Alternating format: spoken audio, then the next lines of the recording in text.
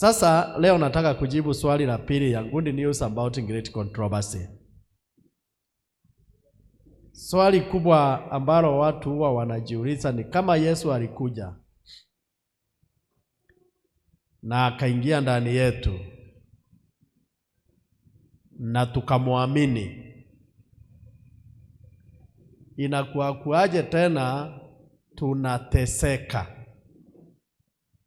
Inakuwa kuaje tena tunafanya nini? Tunateseka. Wale ambao mnateseka hamjambo. Ama hawakukuja, wakikuja mniambie. Kuna wenye wamekuja? Jambo moja ambalo great controversy ilileta ni suffering. Ni nini? Suffering. Hii ndio moja ya mambo ambayo great controversy ilifanya nini? Ilileta. Tulikuwa tuishi bila magonjwa, lakini sasa magonjwa yako kila pahali. Hata mimi ni mgonjwa. Hamjambo. Tulikuwa tuishi vizuri, lakini great controversy ikaleta a lot of suffering. Unaangalia mtu wenu anakufa, unaomba asikufe, unaomba, alafu mwisho ukimalizia kuomba anafanya nini? Anakufa. Alafu akikufa, wakati munaenda kumuzika, mkirudi wengine nao gari zinagongana wakitoka kuzika huyo, nao wanafanya nini? Wanakufa.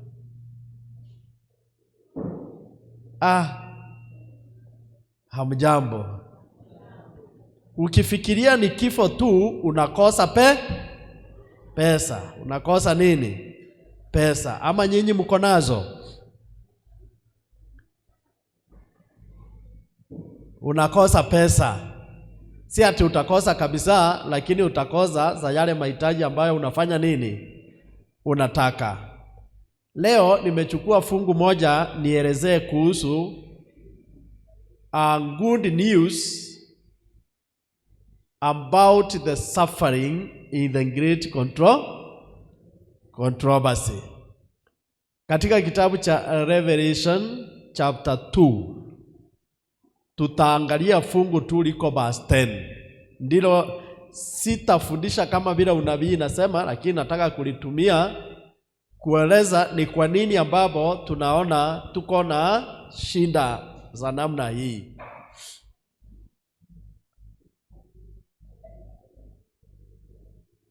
Biblia inasema hivi: Do not fear any of those things which you are about to do what? To suffer. Indeed, the devil is about to throw some of you into prison, that you may be tested, and you will have tribulation for how many days? 10 days. Then you are required to be faithful until death, and I will give you the crown of what? Of life. Huu ni ujumbe wa kanisa la Smyrna ambalo Biblia inaliitanga the persecuted church. Kanisa ambayo ilikuwa hapo nyuma kidogo kabla Constantine Max aamue kuchukua Ukristo aunganisha na serikali. Sasa kabla ya hiyo kulikuwa kanisa hapo nyuma katika historia ambalo lilikuwa linaitwa kanisa la Smyrna. Now, the Bible doesn't say that you will not suffer. The Bible doesn't say that you will not what? Suffer. Haisemi hautateseka, haisemi hautafanya nini? Hautateseka. Kila inasema do not fear. Point number 1. hata kama kuna mateso, hata kama kuna mashinda katika wakati huu tunapopigana great controversy, Biblia inasema usifanye nini? Usiogope. Ambia mwenzako usiogope. Hata kama mzee wako ameenda akachukua mama mwingine, usifanye nini? Usiogope. Do not fear. Hata kama wewe ni msichana na kijana ambaye alikuwa akuoe amechukua rafiki yako, usifanye nini? Usiogope. Hiyo inaitangwa great controversy. Hiyo inaitangwa great what? Controversy. Hata kama unajua jambo la kuogopa, kanisa hili lina watu wengi tu ambao wanaogopa madhara ya great what? Controversy. Hata saa zingine wakati tunapohubiri hapa tunaleta madhara ni kana kwamba yako na uwezo kuliko Yesu mwenyewe. I remember when I was young, ulikuwa tunahubiriwa, unaambiwa vile ambavyo siku zinakuja tutateseka, tutakimbia wapi? Kwa msitu, alafu utakatwa na msumeno, unaulizwa unakubali Yesu ama unamkataa, ukisema ndio unakatwa tena. Paka inafika mahali unaona niko tayari kweli kuenda hii njia. Lakini Biblia inasema hiyo sio vizuri. Usiogope. Do not fear. It doesn't matter kama uko na cancer. It is in great controversy. Do not fear. Usifanye nini? Usiogope. Kwa nini usiogope? Kwa sababu yule aliye ndani yako ameahidi kusimama na wewe katika hiyo shinda yako. Biblia iseme ya kwamba ukiingia katika shinda Mungu atakuja akutoe, lakini atasimama na wewe katika hiyo nini? Katika hiyo shinda. Kwa mfano, kuna vijana watatu, Shadrach, Meshach na Abednego. Walisimama imara wakasema sisi hatutaabudu nini? Sanamu. Lakini Mungu hakuzuia wasirushwa kwa moto. Kwa moto nayo walifanya nini? Walirushwa. Na Mungu hakuwatoa kwa moto, lakini aliteremuka akakuja akakaa nao katika ile Do not fear. Hata wakati uko katika challenge, maana hiyo ndio shinda mkubwa ya great controversy. Ulimwengu haukuwa ukae hivyo, lakini Yesu Kristo alikuja ndiye atupatie matumaini ya kwamba usiogope, mimi niko pamoja na wewe. Kitabu za Zaburi 23, hata nilipopita katika bonde la uvuli wa nini? Wa mauti, sitafanya nini? Sitaogopa. Kwa sababu ya nini? Wewe, fimbo yako, nini yako inafanya nini? Inaniongoza. Therefore, let not great controversy draw a picture ya kwamba ni kama uko peke yako. Usifanye nini? Usiogope. Jambo lingine ukumbuke, usiogope kwa sababu wakati umepatikana na shinda, kuna wakati mema pia yalikupata na hukuongea. Hamujambo. Mimi ni pastor na sijawahi ona mshiriki ambaye nimetembelea. Washiriki mara nyingi wakipatwa na shinda wanalaumu Mungu, wanauliza Mungu, why me? Mbona mimi? Mbona mimi Mungu? Ni nini nimekukosea? Mbona mimi? Ni nini nimekukosea? Lakini sijawahi tembelea mshiriki nikute amenunua TV kubwa ya skrini kubwa na anza kuniuliza, pastor, mbona mimi? Mbona mimi Mungu anibariki na TV kubwa hivi? Mbona? Hiyo hawaongeangi. Sijawahi tembelea mshiriki amejenga nyumba kubwa, aanza kuniambia pastor, nikiangalia hii nyumba naulizanga mbona mimi? Mbona mimi? Na kuna watu wengi hawana nyumba. Sasa hii nyumba Mungu alinipea ya nini? Mbona mimi? Hiyo hakuna. Shida itakuja wakati utafungiwa hapo ndio utaanza kuuliza mbona? Kwa hivyo usiogope. Ukiwa katika mema, Bwana yuko pamoja na wewe. Hiyo ndio good news ya great word controversy, ya kwamba we have not been left alone. Hatujaachwa peke yetu.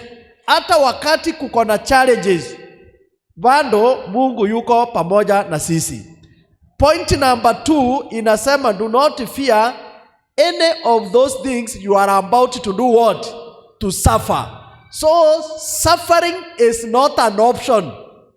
Suffering is not a what? An option. You will suffer. As long as uko kwa hii dunia, utafanya nini? You will suffer. Kuna mwenye alikuwa anatusomea, anaweza tusomea 2 Timothy chapter 3 verse number 12. Biblia inasema nini? 2 Timothy chapter 3 verse number 12.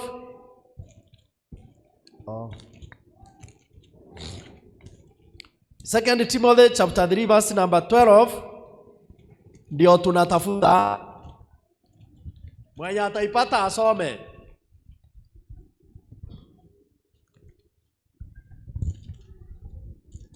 Second Timothy 3:12. Yes.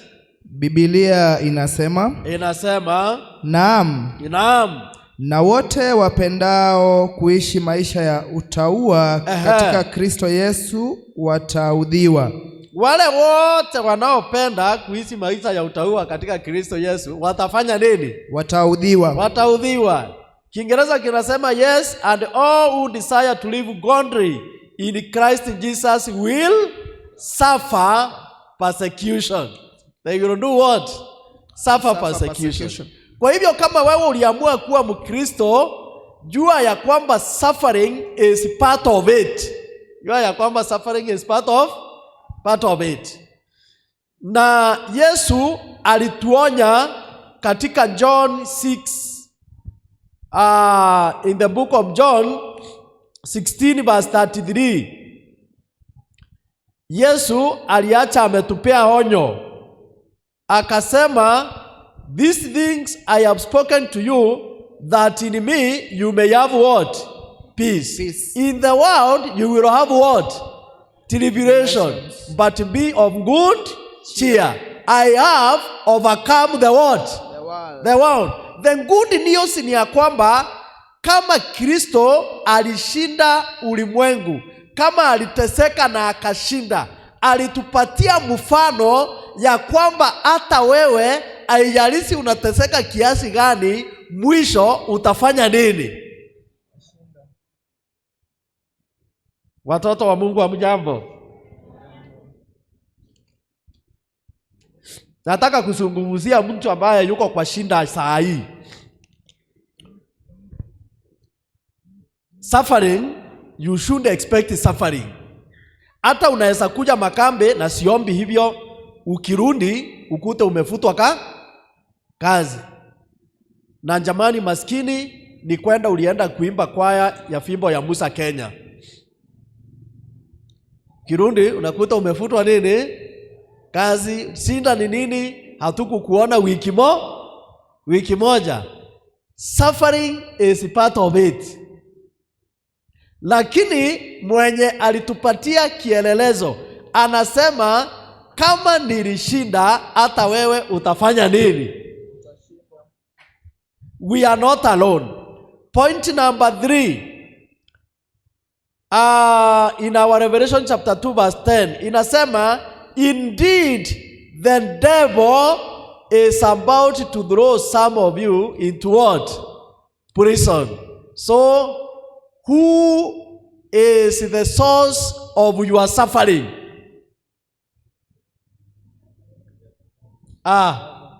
Niluta sio ni swali rahisi. Ni nani ambaye Biblia inasema analeta suffering? It is the devil. Kwa hivyo wakati ambapo umeingia katika mateso, wacha kulaumu nani. Unajua, ninaangalianga watu saa zingine nikiwa katika hali ya uchungaji, hata mtu akifa, unaona ni kama hiyo familia inachora, ni kama Mungu ndiye amefanya nini? Ni kama Mungu ndiye amemuua. Kwa sababu ya maongeo yenye wanafanya nini? Wanaongea, tunaenda pale kwa mazishi, unasikia tulimpenda sana na tuna lingine, kazi ya Mungu haina makosa. Sasa nani ameua huyo? Hamjambo. By the way, kanisa, nani huua watu? Mumenyamaza. Hapa Kenya inategemea vile umekufa. Kama umekufa kwa accident, huyo ni shetani. Lakini kama umegonjeka ukakufa kiungwana, huyo ni nani? Ni Mungu. Tuliomba Mungu, lakini Mungu, kazi ya Mungu haina nini? Haina makosa. Wengine naendanga kwa sisi, wanasema pastor, asante kwa kutuvumilia, lakini sisi hatuna shinda moyoni, maana tunajua ni mavuno ya nani? Ya Mungu. Kwa hivyo nani amemubuna? Hamjambo. Lakini ningependa mtu anisomee Samueli wa pili 14:14 ndio tuelewe. Usiwekelee Mungu vitu zenye hana. Usiwekelee Mungu vitu zenye hana. The book of 2 Samuel chapter 14 verse number 14. Unaweza enda pale pamoja na mimi. Vitabu zingine kuzifungua ni ngumu. Wa pili 14:14. Samueli wa pili 14:14, Biblia yasema, kwa kuwa hatuna budi kufa. Kwa kuwa hatuna budi kufanya nini? Kufa. Nasi tu kama maji yaliyomwagika chini. Nasi ni kama maji yaliyomwagika chini, yasiyowezekana kuzoleka tena, ambayo hayawezi kuokotwa tena. Wala Mungu haondoi maisha ila rundia hapo sasa. Hapo ndio nataka hapo. Wala Mungu afanye nini? Wala Mungu haondoi maisha. Wala Mungu afanye nini? Haondoi maisha. Wala Mungu afanye nini? Haondoi maisha. So ukifiwa, nani ameondoa maisha? Si Mungu, shetani. Hamujambo. Ninaona hata wengine wananiangalia waamini, maana akili bado inakuambia hapana, Mungu anaweza chapa mtu amuue. Mungu anaweza chapa mtu afanye nini? Amuue. Na unaweza tafuta basi, sijui kuna mtu alisika sanduku ya agano, Mungu akafanya nini? Akamuua. Hapana, dhambi inaua. Na dhambi sio ya nani? Sio ya Mungu. Aliyesika sanduku ya agano alishika kinyume na maagizo ya nani? Ya Mungu. Na kwa hivyo dhambi inafanya nini? Inaua. Na Watanzania wanajua hivyo vizuri. Wanatuimbianga dhambi inaua na inafanya nini? Na inatesa. Dhambi, na Wakenya hatuwezi elewa hivyo ya kwamba hata ukiona mtu amekufa, wacha kulaumu Mungu. Dhambi iliyoingia ulimwenguni ina uwezo wa kufanya nini? Wa kuua. Haimaanishi ya kwamba ni Mungu anaua nini? Watu. Hamjambo.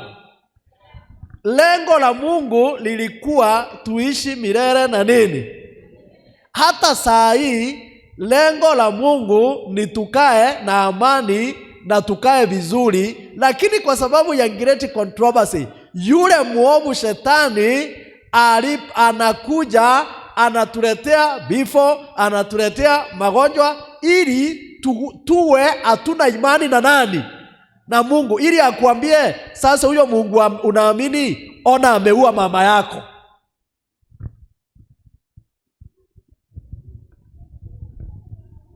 Mimi nimewahi enda kuzika familia ya watu 5. Walikuwa kwa personal car, wote wakaingia ndani ya lori. Baba, mama, watoto 3, akabaki kijana. Huyo kijana aliniambia, pastor, mimi usikawahi niongeresha mambo ya Mungu tena. Why? Nikamuuliza, uogopi kuchomeka? Wacha nichomeke roho safi. Bile Mungu amemufanyia kwa familia yake. Shetani anamconvince nani ameua familia yao? Ni Mungu. Therefore, the Bible says, the devil is the one who brings suffering. It's the one who brings what? Na anataka undauti maneno ya nani? Watoto wa Mungu wa mjambo. Lakini Biblia inasema hata kama shetani analeta mateso, nataka turudi hapo tena. The devil is about to throw some of you into what? Prison, so that you may be tested. So that you may be what? Tested. So suffering comes so that you may be what? Ili ujaribiwe, kwa sababu ndio sababu kitabu cha Ayubu kimeandikwa. Kitabu cha Ayubu kiliandikwa kwa sababu ya theology iliyokuwa katika kitabu cha Zaburi. Kitabu cha Zaburi kinasema, mimi nilikuwa kijana na sasa mimi ni mzee na sijawahi ona mcha Mungu akiomba nini? Chakula. Kitabu cha Zaburi kikaandikwa, wale wote wanaomcha Mungu hawatakosa jambo lolote nini? Jema.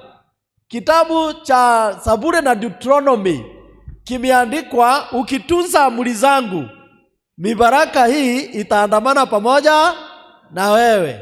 Ukikataa kutunza amri za Mungu, laana hizi zitaandamana pamoja na nani?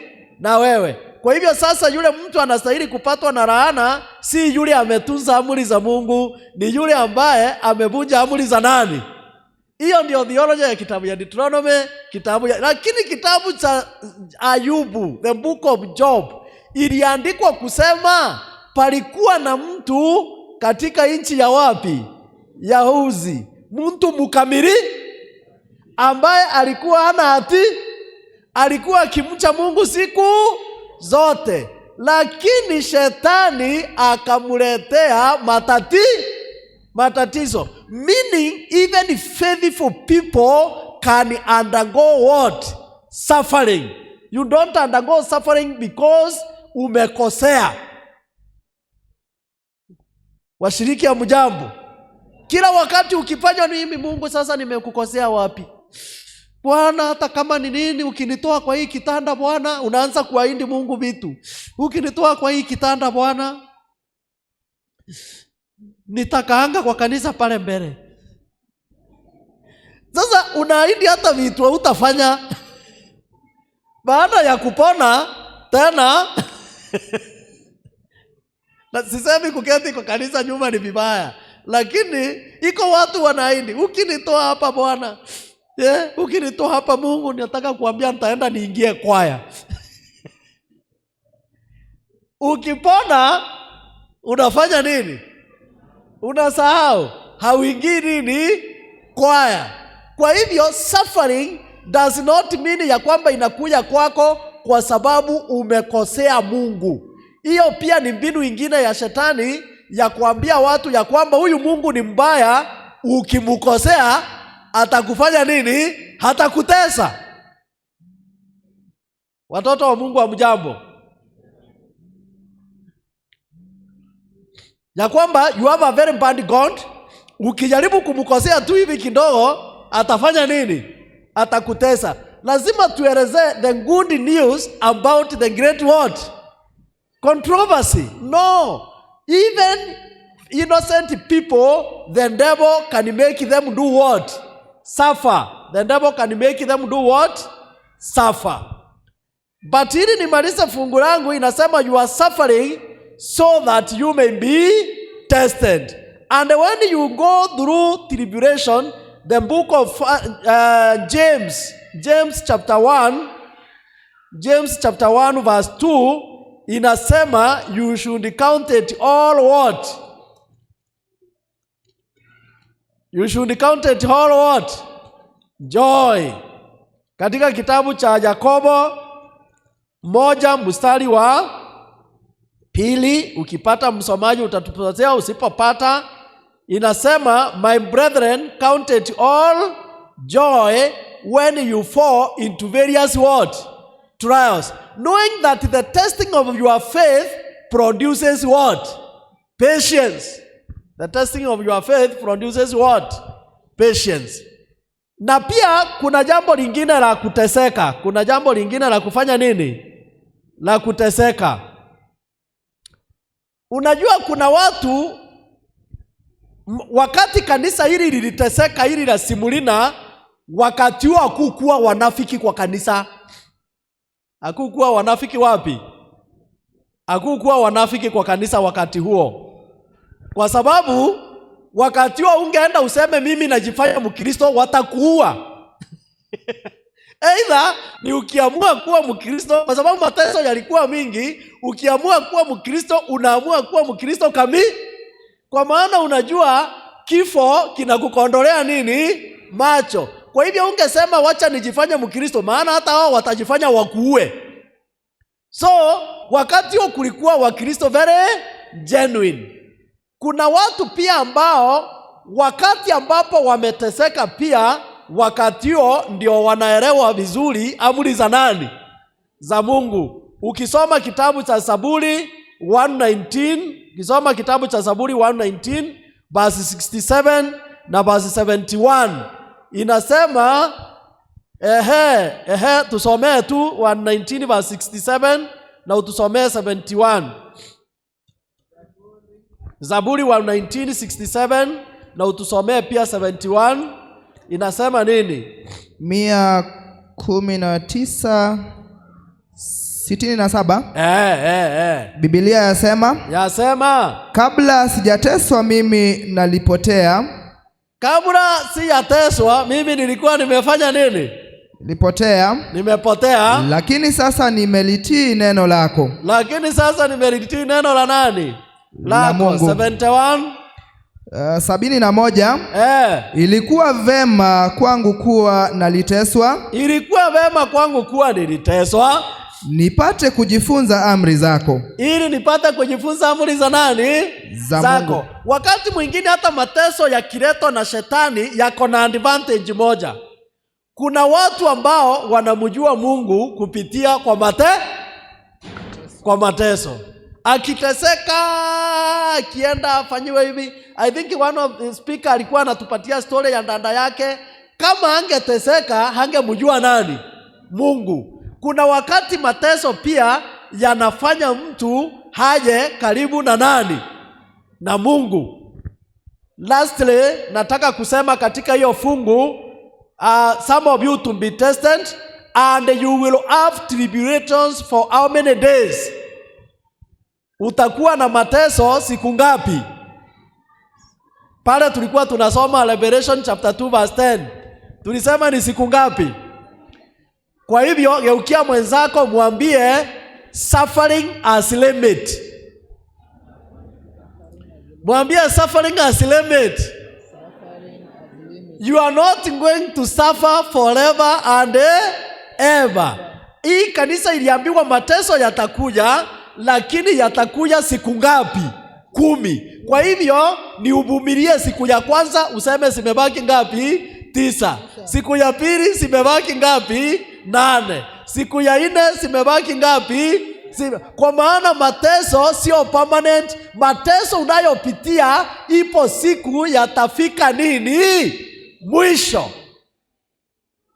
Watoto wa Mungu hamjambo? Mungu hawezi kukubali tujaribiwe siku zetu za maisha yetu Hapana, mateso yanakuanga na remedy, yanakuanga na kipimo. Ni wakati huu tu kazi yako iendi vizuri. Wakati unakuja, kazi yako itainuka kwa jina la nani? La Yesu Kristo. Ni wakati huu tu huyo kijana amekataa kureply text yako, lakini siku zinakuja wakati vijana watatu wote watakuwa wanakushindania kwa jina la nani? La Yesu Kristo. Ni wakati huu tu mzee amekaa wapi? Kando. Lakini wacha nikuambie, kuna watu hata wakiondoka kwa maisha yako unaona vizuri.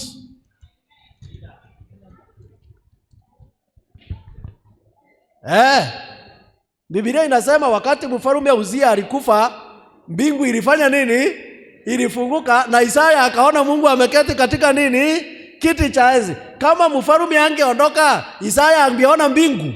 Hapana. Ukiona mtu anakutesa, wacha aondoke, kwa maana mbingu itafunguka na utaona Mungu ameketi katika kiti cha nini? Cha enzi. Hamujambo? Mimi ni pastor wa youth na sipendi wale wa youth wa kutaka kujinyonga. Mimi nikikumbuka vile ni nini sijafanyia Steve, hakuna kitu sijamfanyia. Mimi uliply text zake kila siku, but genye Steve amenifanyia. Mahali yuko Steve, ukaange ukijua. Nikaange nikijua nini? Kama ameamua kwenda, wacha afanye nini? The good is yet to come. Kwa sababu God is always under what? Control. Watoto wa Mungu hamjambo. Nitashikanisha hiyo na kusema ya kwamba hata kama mateso yako namna gani, Biblia inasema you must be faithful. You must be what? Wapenzi wa Bwana hamjambo. Sorry, homa inanisumbua. Hamjambo. Muda wangu umebakisha dakika kidogo, lakini wacha niwaambie, mimi nilijua jambo moja. Hata kama kuna shinda kiasi gani, wewe kuwa mwaminifu kwa nani? Niwaambia wakati mmoja nilipokuwa kwa kanisa moja, nilikuwa kiongozi wa vijana. Hamjambo. Na nikiwa kiongozi wa vijana nilikuwa kwa church board. Kwa tutaambia haya wa Tanzania church board. Baraza ya kanisa. Nilikuwa kwa baraza ya kanisa. Siku moja nilipoenda kwa baraza ya kanisa nikakuta hiyo siku walikuwa na agenda ilikuwa inaita kusafisha register. Mumewahi sikia agenda kama hiyo huku kwenu? Kusafisha register, wale hawajui ni kwenda na kuchukua majina yako kwa register. Munasoma jina moja kwa moja. Sasa mkisoma fulani huyo aliolewa, weka kando. Fulani huyo amepata mtoto, weka kando. Fulani huyo ako sawa anaimbanga kwaya, aendelee. Fulani huyo hata ni mzee wa kanisa, afanye nini? Aendelee. Fulani huyo alioa na ngiza, weka nini? Kando. Mara nyingi victims wengi wanakuanga vijana maskini wa Mungu. Wanakuanga vijana na wasichana sana. So pastor wakati huo akasema waandikiwe barua, waambiwa tutajadili majina yao, na kama mtu anataka kuja kujitetea akuja afanye nini?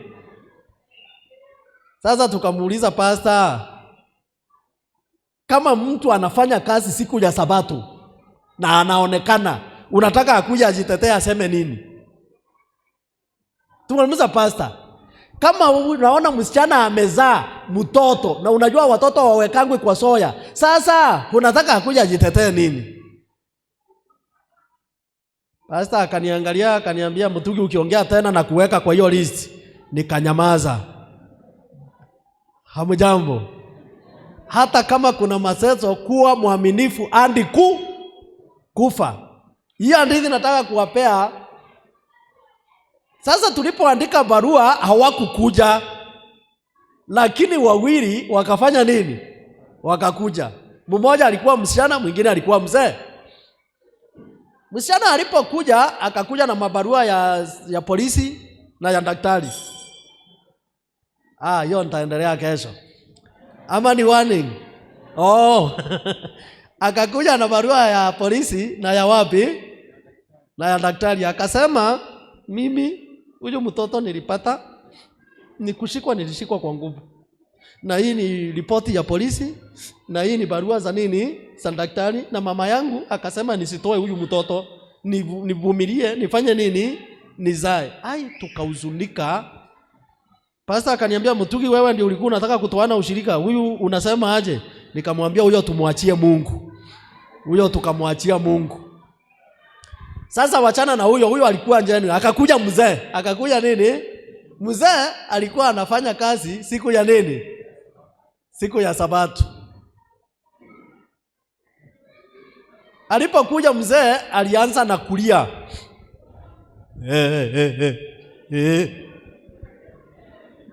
Na unajua hakuna kitu inakaa vibaya kama mzee analia. Mwanaume kulia. Unajua wamama wanajua kulia. Lakini mzee hata kujipanguza machozi hawezi jua. Tukamwambia mzee, wewe lia, ukimaliza tunakutoa kwa kitabu. Akalia akamaliza akasema, nyinyi wenye mumekaa hapa mnajua mke wangu alikufa. Na kweli mke wake alikuwa amefanya nini? Na ameniachia watoto 9. Ameniachia watoto wangapi? 9. Na niko town. Hao watoto kukula ni mimi, kukunywa ni mimi, shule ni mimi, hospitali ni mimi, nyumba ni mimi. Mnataka niache kazi watoto wangu wakufe? Na si ati naendanga kazi Sabato kila siku. Saa ingine niko shift ya asubuhi, saa 8 amunionangi hapa. Tukamwambia nyewe tunakuonanga. Na saa ingine naenda saa 8 asubuhi, nakuja kanisa saa 8 naenda kwa kazi. Amunionangi hapa. Saa ingine niko kazi Friday usiku na asubuhi nakuja kanisa. Na ninatoa sadaka na mnachukua. Nyewe na tulikuwa tunachukua. Ambia mwenzako kuwa mwaminifu hadi kifo. Huyo mzee vile alilia pia, tukaulizwa mnaonaje? Tukasema pastor huyu pia tumwachie nani? Sasa kwa nini napeana hiyo hadithi? Baada ya miezi 3 ule mzee akakufa. Ule mzee akafanya nini? Akakufa. Watoto 9 wakabaki town. Mzee alituambia asipofanya kazi watoto watafanya nini? Walipobaki town, tukaenda maombolezi. Mimi nikaona watoto hawajakufa. Tukamaliza maombolezi, tukarudi. Mimi nikasahau, nikatoka kwa hiyo kanisa nikahamia kanisa ingine mahali na nikasahau hiyo story. Unajua kwa nini ninaileta? Baada ya mimi kukua mchungaji, baada ya mimi kukua nini? Nikaitwa kanisa moja iko na hapa Karen. Iko na hapa nini? Karen. Na mnajua hiyo pande ikaangi watu hawana kakitu, si ni kweli? Ukitamba ukae huko lazima uwe na kaki. Walikuwa wanatafuta pastor ambaye anaweza hubiri crusade na Kiingereza. Na siku hizo nilikuwa naelewa Kiingereza. Oh, the land God. Siku hata nasema ngondi hizo siku. The God.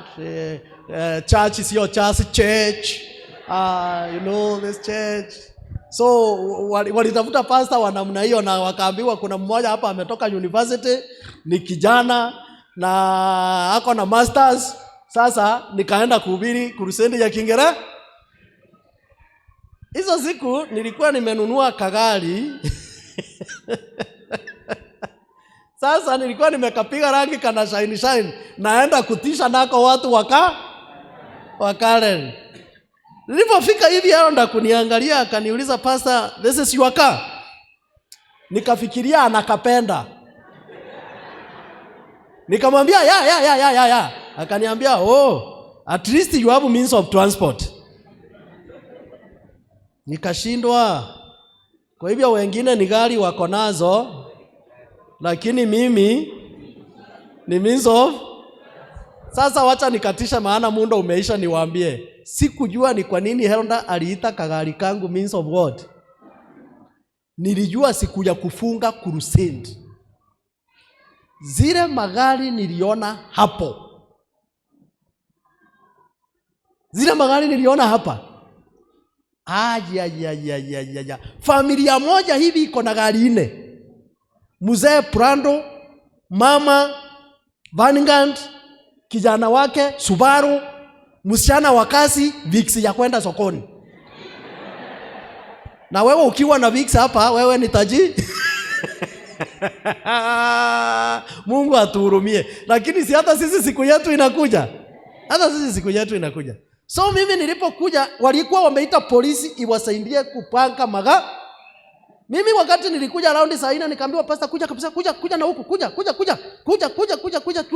tu." Kwa hivyo hawataki kangu nikaweke hapa mbele kaonekane. Kakaweka na huko. Sasa sinikurundi mguu. Nikirundi mguu nikakuta hapa kwa Prado moja hapa, mwenye Prado akateremsha kioo. Akashuka, akasema, "Pastor Mutugi, wewe ukiagiwa na mtu ametoka kwa Prado hata kama umujui." Nilikuwa naona akaniambia, "No, you don't know me. I came from Netherlands the other day. I've been following you online." Akaniongelesha, akaniambia, "Meet my wife." Gari ilikuwa nyuma ni ya mke. Hakuna mwenye anabeba mwingine. Sio sisi hapa wa kusukumana sisi wote. Mungu atusaidie tu. Bibi ni mzungu. Akashuka na wazungu hawananga shinda na haki. Kaniagi na mimi kama mtoto wake alikuwa nyuma na Subaru. Msichana wa kazi yako nyuma na Vix. Sasa I think aliona nimestuka, akaniambia, "Najua haunijui. Mimi nilikuwa Pathfinder wakati ulikuwa kiongozi wa youth. Ni mimi yule mama yangu alikufa, na baada ya muda mdogo baba yangu na yeye akafanya nini? Akakufa. Nikakumbuka ni kijana wa ule mzee alituambia asipofanya kazi siku ya Sabato watoto wake watafanya nini? Mzee alikufa.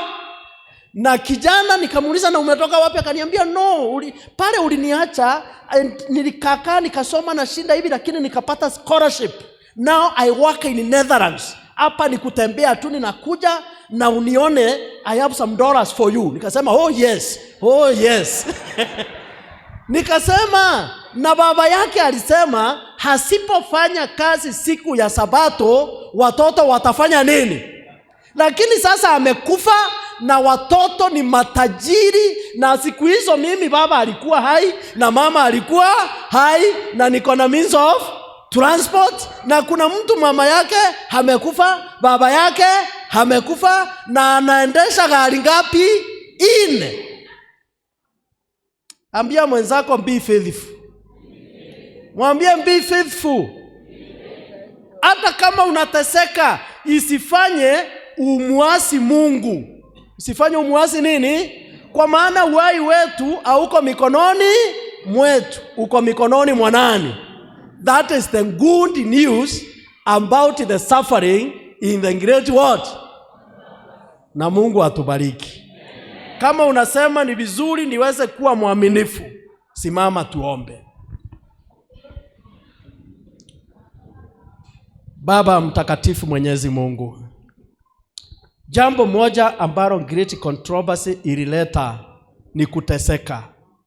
Hata Yesu ajapokuwa ndani yetu, bado tunayapitia maneno magumu, lakini tunashukuru kwa sababu tunajua chanzo zake ni yule mwovu Shetani. ambaye anataka tuondoe imani yetu kwako, tuangalie mateso ambayo tunapitia. Lakini mateso hayo ni kwa muda tu. Hautakubali tuteseke milele. Utabadilisha maisha yetu. Utabadilisha yale ambayo tunayoyapitia. Bwana, ninaomba ijapokuwa tuko katika great controversy, let us not forget the good news. You have overcome the world. We will also overcome the world. Ya kwamba Bwana, hata tukiwa katika kuteseka, mateso yana muda wake ya kuisha. Wakati ukifika, kila mmoja hapa utamtoa katika mateso yake kwa jina la Yesu Kristo. Lakini Bwana, tunakuomba utusaidie tuweze kuwa waaminifu kwako, na ni katika jina la Yesu Kristo aliye Mwokozi wetu. Amen.